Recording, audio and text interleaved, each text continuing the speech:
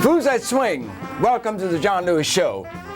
And we're wishing you a healthy and happy 1986. Let's say hello and welcome John Lewis. Thank you, Ron. All right.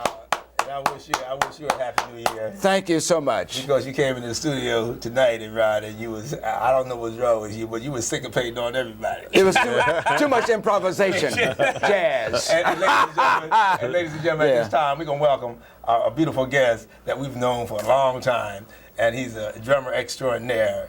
Ladies and gentlemen, let's welcome Louis Hayes. All right. Louis Hayes. Thank you very much. Yeah, Fools That Swing, Louis Hayes. It's really a unique way to start off 1986 Oh, really? with John Lewis on this side and Ron Jefferson on this side. And That'll be on television. And his first intro into New York City was in 56. All right.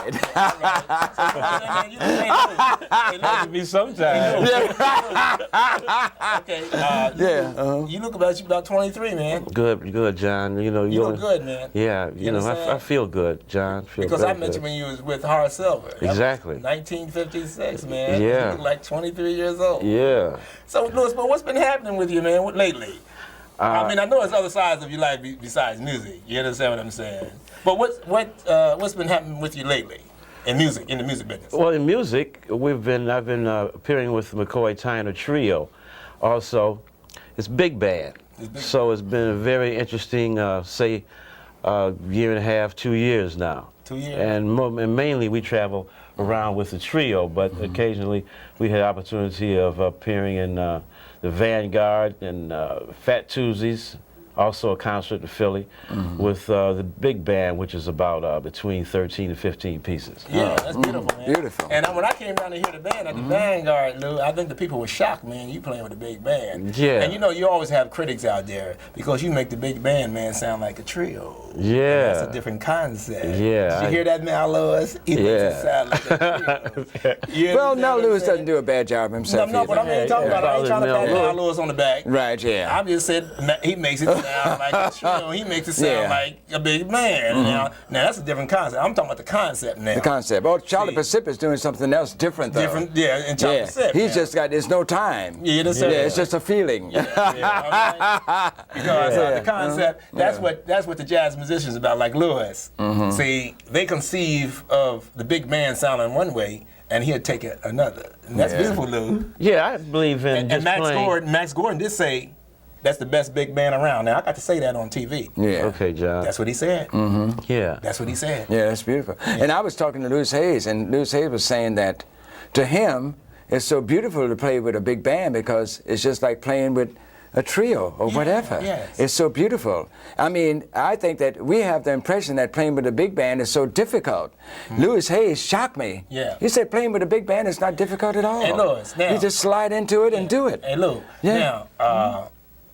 Now, you go into playing like you always have played. I mean, the pieces don't mean that much to you. Right. No, I feel in a way like you just it's just more pieces, and you just more or less play the way you feel about playing with the big band. You know, your concept is not like playing with the big band because you've heard other big bands or other drummers, and you're trying to maybe go in that kind of Adjust to their way of playing. Yeah, I just play with it the way that I feel like doing it. You know, because we all came up different ways, and we came up, hung out on different corners, you know, when we was coming up as kids. So I have my own personal feelings. So I don't really try to have to emulate anyone else the way they were trying to do it, because I'm trying to do the best I can while I'm up there. And But you're you've doing always done that anyway. And you've done a beautiful job. Yeah. Beautiful job. Yeah. And but you know what I've always noticed about Lewis? What's A that? lot of musicians drink while they play. You know why they playing music? They do what? They drink while they play. You know, they have a. I didn't notice drink. that. Lewis. I didn't notice that. Lewis never drinks when he plays, Ron. Oh, that's beautiful. Never drinks when he plays. That shows that jazz is coming into a. No, yeah, it shows that He might jazz is have coming to a he healthy might have a little stage. taste after he plays, Yeah. but he never drinks when he plays. Well, what are those people out there talking about jazz is not healthy then? Here's a healthy young man who's Yeah. been playing and been doing so many things. So jazz, to your audience out there, is healthy. Very Who's that? Hey, Lewis, It's healthy. What do you think about, now you've been through Horace Silver, you've been through Cannonball Adderley, you've been through Oscar Peterson. All these legends. You've been through Freddie Hubbard. You and Freddie Hubbard had the Jazz Communicators. I remember that group. Yes. You know? Yeah. You've been through so many musicians. Can you really say, musicians that you played with, can you really say one is better than the other? No, I feel that what makes it good is when you communicate with each other on stage and off. As we've been, that's the way that people in the audience can really feel what you're about, because they can feel it if you feel it. If you don't feel it, you know, if you're doing something that's against your against your nature, I mean, against your feeling, your personal feeling, you don't feel it. It's really very hard for them to feel it. So, is that why you never got into electronics? Yeah, well, I've never been around in electronics or the drums that I've been around. You know, I never really had a chance to sit down and play them and get into them. So I never was introduced to them on that kind of level. Have you ever had the feeling, just because, you know, the record companies and the society that are dealing with electronics, you never had the feeling that you wanted to do that? No. Why? Tell me why. Because I've played now and had a great relationship on a real high level with, like you said, Cannon and Oscar and all, you know, and they were playing on, we were all playing on this level. Now the electronics, I like them in the computers. I mean, dealing with computers, dealing with a lot of different things. But when somebody has sounds, you know. Yeah. But when you know, I think everything has its place. But when it gets to the point that you can just make up anything you want to put together, and just you don't have to have any knowledge of music, and you just push buttons and you play the drums. Right. And I'm sitting there practicing all day. And you just go up and just figure out push some buttons. I don't have the right kind of feeling. No respect for that. No respect. I understand what you're saying. I think it can be used tastefully in different ways, but not just you're just going to use electronics and that's going to be the whole deal. Whole deal. You know? Putting musicians out of work too. Live musicians out of work, right? Because there's nothing like the live music. Exactly. Right. People don't know. I mean, you can have 5 string guys can be out of a job because you got these, you know, electronics going on. You know? But life has to progress and go on, you know. So you're saying that don't lose your soul by playing electronics. Yeah, that's for some people who come in and they start at a certain time. But naturally, when we were coming up and everything, that wasn't even available in the first place. So I believe in keeping up with the times now and using it tastefully when it's necessary. But I wouldn't want to just go in that direction. Because I'm too busy trying to create myself. Which is natural. And what you're saying, that some musicians that feel like they should do it, let them go ahead. But you're gonna stay. I'm gonna do what I'm gonna stay with your feelings. Exactly. I understand. Now. Right with his feelings. That's beautiful. You know, the Jazz Communicators. Man, that was a hip group, Louis. Who was? And I read that. The reason with Freddie Hubbard and who was in it? Right, who was in the group? Freddie Hubbard, Joe Henderson, Kenny Barron, and Herbie Lewis. Yeah, that was a beautiful. Myself. That's the way it started out. What caused? Was there a downfall in the group? Was there a downfall, or could it have continued? I read Ron in Notes and Tones. Yeah. And Freddie said that Joe Henderson had a contract, and he had a contract with a record company, and he couldn't.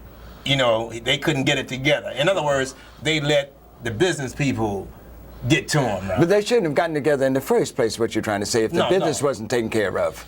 The business should have taken care of it first. I think the musician should have taken care of that and said, told the record company, now we're going to stay together whether you like it or not. Right. You know? It was just us as young men growing up at the time. And it was a time when we all were around here in New York, and things was happening, but we hadn't all decided to completely go in our own directions yet. So at that particular time, we pulled it together, and we just played for a little while. It was something that wasn't going to last for any long period of time, So because everybody had their own minds, was going to separate and do whatever they want to do anyway. Oh, So it was just eventually. fun. It just was a little fun while it was going Just on. fun, right, yeah. And then that was the end of that. Yeah, and did you do any recordings? No, we never recorded with. We never recorded with that wow. group. Because the contract called for Freddie to do one thing, and Joe Henderson had a contract. Yeah. It's in Notes and Yeah, Tones. He had yeah, mentioned it. Yeah, yeah. you know. But it was a great experience. Yeah, it was- that was really, great really experience. great. So right. what do you have in store for 1986, Lou?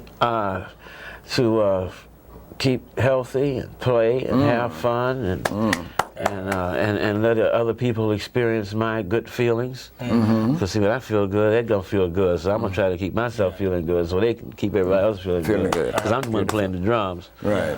So why do you think that when they talk about Charlie Parker in this society, the first thing they think of is drugs, and he's done so many beautiful things in the music? Why they got to identify with the dark side? Likewise with Billie Holiday. Yeah, I don't know anything about that. You know, I mean, people, you know what I mean? When you think of Billie Holiday, you know, the movie was drugs. Yeah, I didn't see the movie, and when I hear, I don't even think about that. Thank you. I mean, when I came up as a little kid, I was listening to Charlie Parker, and I listened to what he was playing, and I knew his solos by heart, and that's what helped me to help me play the drums and actually to get listen to this music and figure out how to even approach it.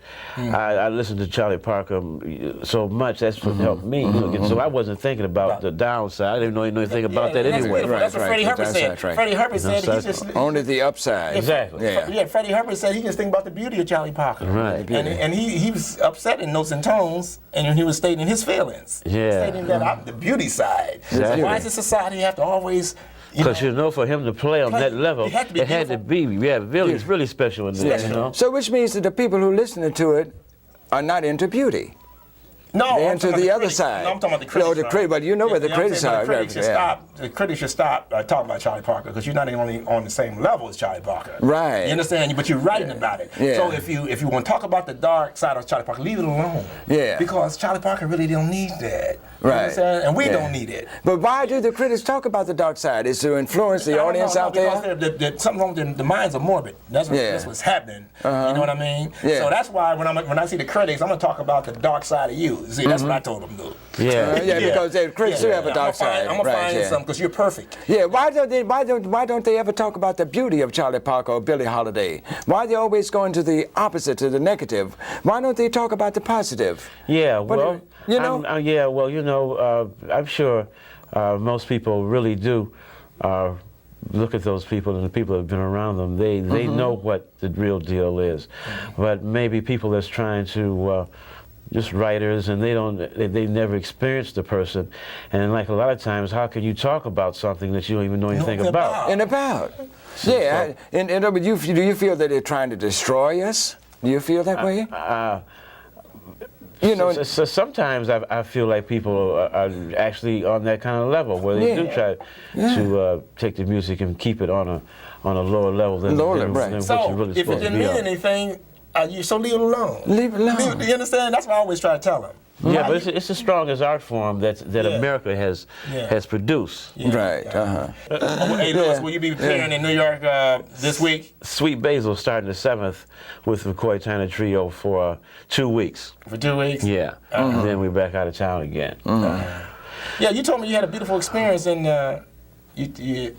Europe the last time. You went to... Yeah, every place you go, it's always, like I know Ron went to Europe and stayed for years. Yeah. And several musicians that I've known over the years, they've gone over and settled in different places in the world. Because wherever you go, you always see someone. You might think you're in a place you know you're not going to see anyone that time, but there's always somebody there. Yeah, that you see, right. Brother on the scene, but there's always one someplace. But you never thought about really living there? No, not Why me. Is that? But my personality doesn't lend towards that. But your personality, you want to see. Your personality. All them light-complected people that you couldn't deal with. See, I like to be here where the main function. I mean, the music is focused right here, and most of the energy, and everything. I'm comfortable with this. I like to visit all places, you know, because there's something there. Yeah. But I mean, just to go and live in Paris or someplace like that, I never felt that at all. But, you know, like I said, I like to pass through. But when the job is over, I'm definitely ready to go. You ready to go? Yeah, in other words, you're talking about America, right? Yeah, now, what do you think about this American Afro jazz? I mean, in other words, you got your heritage from America. What is there, do you feel it's in relation to Africa? Yeah, because I think being a black man or woman, naturally you have to relate, go back to the beginning. That's the beginning. You have to follow the motherland. You got to start from there. But you know what you came up. I mean, you know, I know like myself, I've never been to Africa, so I can't really. That's why I walk and talk and play and do things the way I do, because I was born in Detroit. Yeah, Detroit, right? Yeah, right. But it was great scheme from Elvin Jones and so forth. Exactly. Right? Yeah. You know, I heard those guys when I was coming up and listened to, you know, what I would listen to, but I think naturally the basics go back to there, and people play and do different things depending on where you came up and what you saw as a little kid. Right. What you saw as a little kid. Yeah, right, when you was born in the Because when I was over in Africa, everybody was trying to play like Louis Hayes or Elvin Jones, and you know they were trying to play Blessed Little Hearts. They were doing a beautiful job, but it wasn't like you were playing, but they were imitating. Yeah, but because the music it was created here, right? It was created so I don't here. know why we try to get in confrontations all the time. Thank you. With people in America, and we always we must upset them because they always talk about it. You understand what I'm saying? We must get to them, Ron. Right, we do. You understand what I'm saying? No, because we do. Why not just accept what someone does and leave it alone? Why you always have to, like Freddie Hubbard said in Notes and Tones? Or give opinions. You give opinion. Why? It's not. Well, I actually think that mostly what I saw in traveling and meeting guys from that part of the world, meeting men, the men in South Africa, to me, knew more about the music and had this art form more together than any other black men that I've met in Africa. It's just that it's a reason for it. Yeah, they really have it together. They know about the art form and the culture. They know all the musicians. I mean, they really have it together. Just that you can't go there to make no appearances. Yeah, you know, I really couldn't go. You know, but that's just what I saw. But so, what do you think about the Japanese is a completely different culture? And they love you so much over there. Why is that? They say, and now if you in New York here, you never think of the Japanese. And, you know, you'll walk past Tokyo Bank, but then when you go to Japan, man, they love you to death. Yeah. Why is that? And here they'll think that you're don't even exist. You understand what I mean? I'm talking about the society. Yeah. But when you go to another country, they just want to give you flowers and they just want to do everything for you. But that shows you that you're a king, man. Yeah. What do you think about the Japanese culture? Oh, well, I really appreciate them and their culture. I feel that them. I mean, they really love each other first. Yeah. So, very good. I think that makes it so they can work well together and live in close harmony. And on that harmony, you said they had to love one another first. So my young camera lady here and this young man here, so these folks don't love one another in America because they can't even appreciate the music. You understand what I'm saying? You said you got to love yourself first. Well, I said, you see, I think it's just a thing of they are all kind of one people, all right there together. So they don't have as many problems as people have here, because it's so many different nationalities and things here until and people are trying to everybody's trying to get to something, which is money has everything. But, so it's more of a problem here. So the melting pot idea. The melting pot idea was just a myth. The melting pot, they said, just come on here to us. Yeah, it's a myth. Yeah, so we created the monster here. Yeah, it's a monster here. It's a monster here. Yeah. But they say, oh, it's so free and so this and so that, and it really isn't. But they're doing it for other reasons. They say, come on, y'all, just come on in. Yeah, because because in other words, they have another plan for you. Yeah, it's and that's sad though. maybe they had a plan. Everybody had a plan in the beginning, but maybe the plan didn't work out the way everybody conceived it at first. Yeah. So now, instead of a plan, you have a problem. Yeah, you got a problem. Yeah. That's very good. You know what I want to say to Hayes? Hayes is right. But I want to speak to Hayes as you being a gentleman and a scholar and being a legend as you are, Mr. Hayes. I want to congratulate you of all the things you've done, because when we look at Louis Hayes, here's a man who's come through Hard Silver. And here's a man who come through Cannonball Adderley, which is a legend. And here's a man who's come through Oscar Peterson, which is a legend. And this man has come through all of this. Freddie Hubbard. And Freddie Hubbard. And he's come through a lot. And we look at this gentleman, we say, wow. But we must congratulate him to still keep his stamina going the way that he does and believe into what he's doing and not deviating from his music. But that's why because I can't let you two down. That'd be terrible. Let you two down. Because everybody, not only us too, but yourself, right? Yeah, I know. Yeah, right. There's a lot of musicians. He's a lot of musicians, and history will speak for itself. A lot of musicians have gone off on a tangent. Right. And because they've gotten weak because of business. Right. You understand? Right. Because they got weak for the greed. Do you understand? So, and that isn't new in America. Yeah. You understand? In other words, Louis reminds me of a young Paul Robeson in Music Rhyme. Yeah, that's heavy. I'm packing it on the back. Oh, that's heavy. You understand? Who's that swing? Heavy. And that's true though. Yeah. Because he believes he's committed to that. Yeah, he's committed he will to not it. do Right. just anything in this music. Well, it really makes you so that you are that if you're doing something that's against your nature, you're going to destroy your inner body. You know, especially if you're playing this music out here, trying to play and trying to create. You can't create if you don't, if it's actually a pain to do it. Yeah. You know, because you go to work to play. You don't go to work to go. You don't say, I'm going to work. Right. You say, I'm going to play. How can you work if you're sick? I'm not going to work. I'm going to play. To play, I'm going to have fun. And then another thing, he's always told me, John, he said, we the music. No critic decides what I do. No record company decide what I do. Louis always said that around. Yeah, always said that. But he's done it through his plan. When I've talked to him in conversation, he hasn't been on the corner saying, I'm going to do this. He's always done. That's why I always respect him. I respect Monsieur Hayes, and I know that the people out there, as well as you know Louis Hayes, I know him. So did Doug Watkins. Doug Watkins knew him. He was a very good friend of mine. I wrote a tune for him. He was a very good friend of Louis Hayes. What do you think about Doug Watkins as your friend and a bassist? What do you think about him?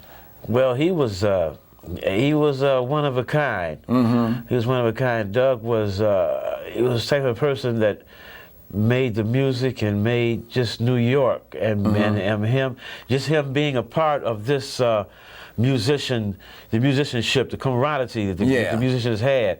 He was a very important part. Just to see, Doug was the kind of person, you just to see him in the street, you walk out the street, just for him to be around was a real pleasure. Seeing Monsieur Doug Watkins, right, he was a beautiful person.